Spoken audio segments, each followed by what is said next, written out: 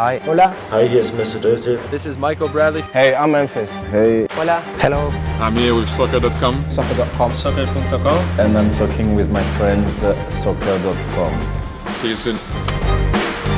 Hey guys, Josh from SoccerReviewsForYou.com, bringing you my review plus on-feet video of the Nike MagistaX Proximo 2 indoors in the latest Floodlights Glow Pack. Now inside the box, all you get are the shoes themselves, which is what you see on the table in front of me. And if you haven't seen this colorway pack already, you'll probably have noticed that these are extremely bright. The MagistaX line is pretty much solid Volt yellow, and being that this is the Floodlights Glow Pack, there are actually glow-in-the-dark aspects of this particular shoe that I'm going to be showing you a little bit later in the video. So of course, in this video, we are going to be taking a detailed look at the colorway itself. We're going to talk tech specs, performance, take a look at the weight of the shoe, as well as how they fit and feel on feet. We're going to take a look at that.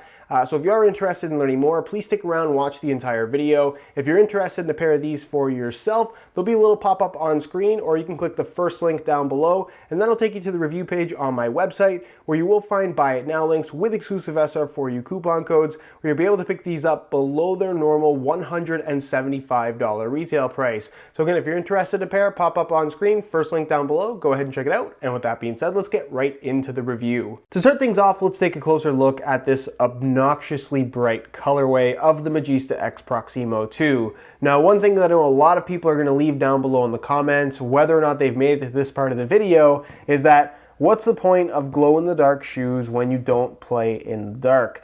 And I see your argument. Obviously, you don't play in the dark, but that doesn't necessarily mean that they shouldn't put glow-in-the-dark elements on the shoe. It's something that ultimately is to be a little bit different and kind of a cool feature in my opinion. And given that how popular taking pictures of soccer cleats is right now, I don't think that making a glow-in-the-dark, super bright neon pack is necessarily a bad idea. So the upper, as you can see, is pretty much solid Volt yellow. The entire shoe is pretty much Volt yellow. Listed on the box are the following colorways: Volt, Volt Ice, and Barely Volt. So obviously all variations of neon yellow. And the parts that actually glow on the shoe are the Nike swoosh here on the lateral side, the Nike swoosh on the medial side, and then the rubber outsole. So the entire bottom of the shoe, as well as the rim here going around the forefoot and toe box area. I think that it would have been cool if they did the heel area, which is also kind of a fused material in kind of a glow-in-the-dark color as well,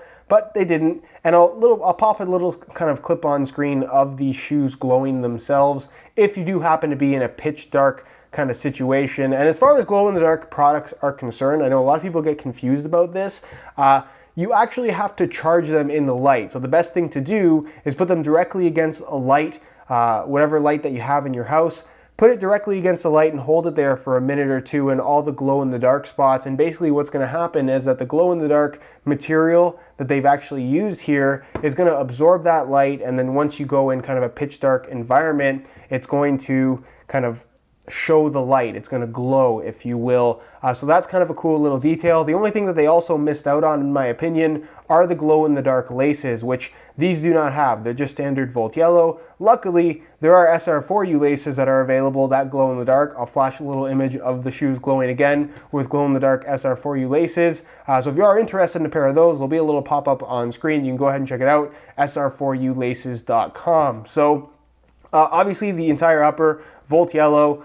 There's not too much to talk about here. The midsole's Volt yellow, the outsole's Volt. They're super, super bright. So let me know what you guys think down below in the comment section. Do you like how these look? Why or why not? Would you actually wear them given how bright they are? And with that being said, let's move on to the tech specs so we can learn a little bit more about the overall performance. As far as performance is concerned, this shoe is pretty straightforward. It's an indoor version of the Magista Obra 2 with a lunar lawn midsole that provides some pretty good underfoot cushioning, and then an indoor or turf bottom depending on what your needs are. And of course the playing surface you're going to be using the shoes on. The only difference between these and a pair of Magista Obras as far as the upper is concerned is the lack of ACC all conditions control. But again, it's such a minor feature, you're probably not even going to notice the difference between the two if you do have both shoes. So of course with this upper, it is entirely made from Flyknit, but it's interesting in that they added what they call 3D texturing. So you can see here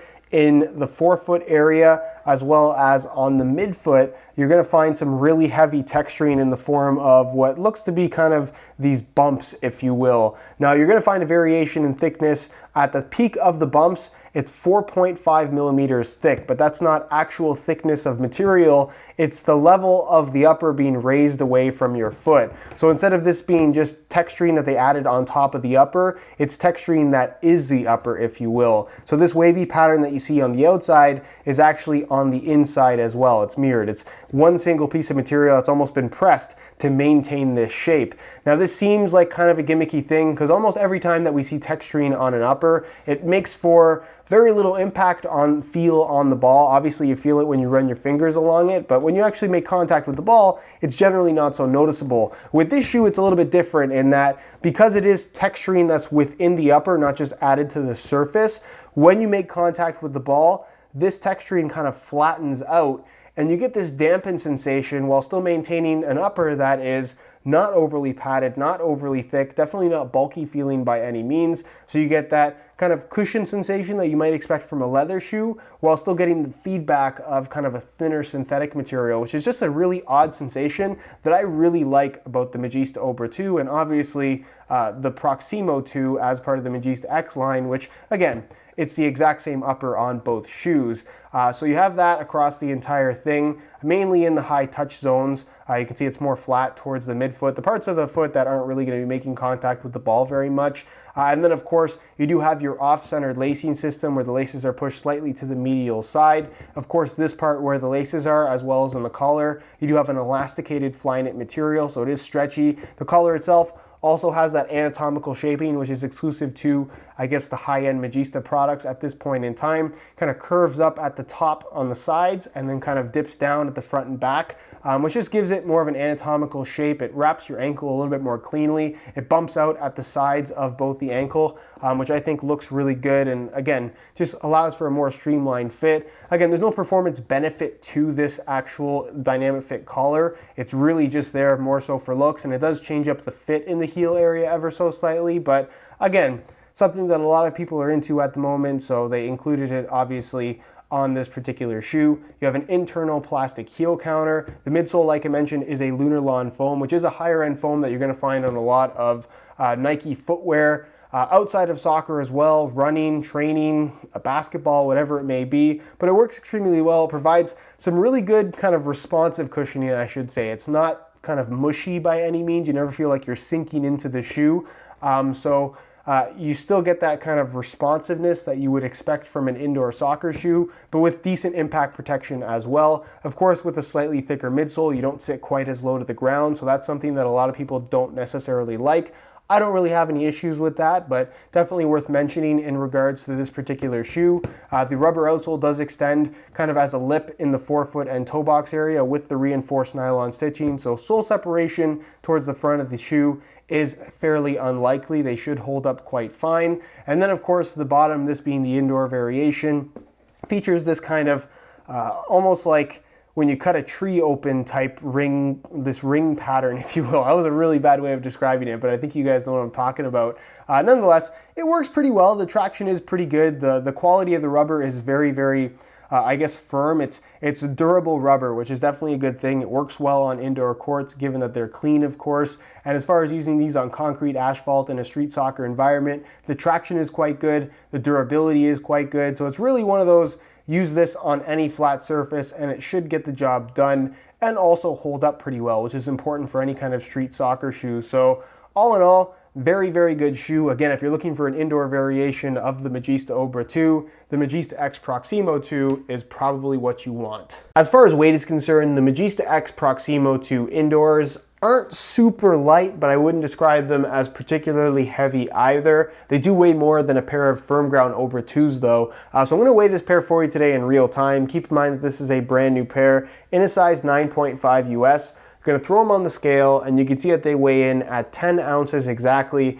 the equivalent of 284 grams. So they weigh pretty much 2 ounces more than, like I said, the firm ground Obra 2, which is definitely a noticeable amount of weight. Again, it has the same upper, that's not where the weight gains are. It's mainly in the rubber outsole that, like I said, is fairly rugged. You get a good amount of rubber, and that's there for, of course, traction as well as durability. They could have made the shoe lighter, but it probably wouldn't have been as good for the overall longevity of the shoe. So again, not quite as light as a pair of Obra 2s, but for a pair of indoors in general, especially ones as comfortable and that provide as good underfoot cushioning as these do, that's definitely not overly heavy by any means. So again, if you're looking for a super lightweight pair of indoors, maybe not the best option, but if you don't mind a shoe that has, I guess, just decent overall kind of a solid feel to it, you're unlikely to have any issues with the weight of the Proximo 2. All right, so here is a look at the MagistaX Proximo 2s on feet.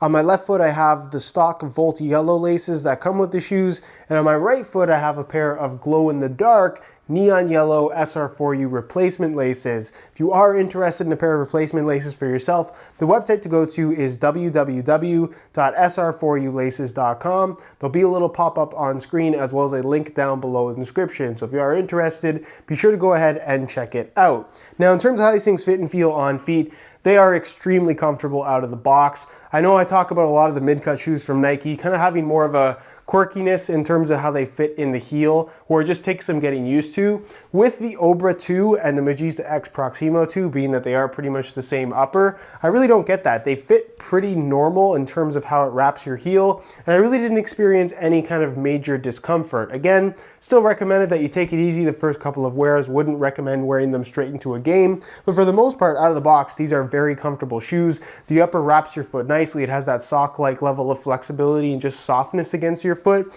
and the amount of underfoot cushioning you get from the Lunarlon midsole is also very, very good. They don't feel quite as high off the ground as they perhaps look, so just keep that in mind if that's something that you were at all concerned with. As far as width is concerned, these are going to be suitable for most people. They've got some decent width to them. I'd say out of the box, this is kind of the widest line from Nike at the moment. So as long as you don't have super, super wide feet where you need the shoes to stretch a lot in order to fit you comfortably, like I said, these should fit most people without any issues at all. And as far as sizing is concerned, it is the same as the standard Magista line. They run half a size small, so instead of wearing my usual size 9 US, I bumped it up to a 9.5, and the fit and length is absolutely perfect. So if you are looking to order a pair of these for yourself, I would strongly recommend going a half size up in order to achieve the best possible fit. All right, guys, that is it for my review of the Nike MagistaX Proximo 2 indoors in the Floodlights Glow Pack. If you guys are interested in a pair of these for yourself, be sure to check out the review page on my website. That'll be the first link down below,